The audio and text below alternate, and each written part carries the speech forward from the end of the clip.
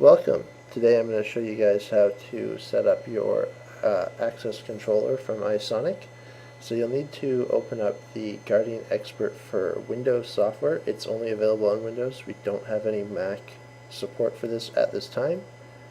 You're going to need two important features of the controller. So if you go to your control panel, you're going to need to be able to get the access control as well as the status monitor. Those are the two access control features. If you don't see them, go to Select Modules, which is where you'll be able to select those two features and add them to the status monitor, or add access control and status monitor to your device. You'd hit OK once you've check marked them. I already have them added, so I'm just going to hit cancel. And once it's added, you're going to be able to go into those two features. So we'll go into the access control first. This is where you can add the device. You do need to have it online on the network already, so if you haven't done that, I would pause and go to that next. Once it's online, you'll see it down at the bottom there. If you've preset it, then you can just go straight to the add up here, put in the nickname, put in the IP address, and then your username and password. This is only if you've preset it. If you haven't set anything up in advance, then we'll do it manually, do it using the network discovery tool down there. So you can also add it to client down here. Very similar. All it does is find the IP address for you and the port. So you put in your nickname, username, password, and it should fill out the rest. The next thing you're going to want to do is we need to configure it so that the time is matching up, so that if you set a schedule for 3 p.m., it'll know what 3 p.m. is.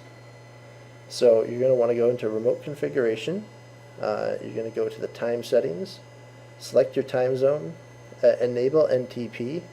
Your server address should be time.windows.com.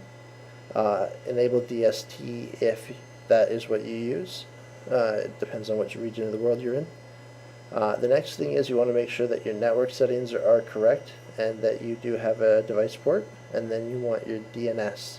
I recommend Google, which is the 8.8.8.8 and 8.8.4.4. We can exit out of there now. The next thing you're going to want to do is make sure now that it's added, which you'll see the net status is sort of green. You're going to want to go to the status monitor. This is a quick way to sort of see. If you click on your device, you'll be able to click on it, you'll be able to open the door, close the door, you'll remain open, remain closed. You can close it again just to cancel the remain closed. This way you can see that the access controller is triggering, and you can actually test it by clicking remain open.